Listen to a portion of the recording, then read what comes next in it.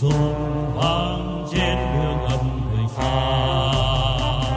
Cờ in máu chiến thắng mang hồn nước, súng quay xa trên khúc quân hành ca. Đường vinh quang xây xa quân thù, thắng sang nào cùng nhau lập chiến thù.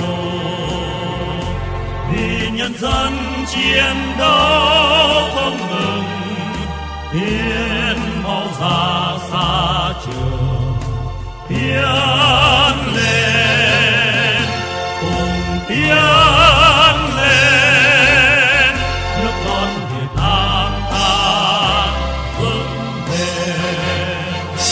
Quân Việt Nam đi sao hoàng phấp phới, dắt giống nòi quê hương qua đời lầm than, cùng chung sức phấn đấu xây đời mới.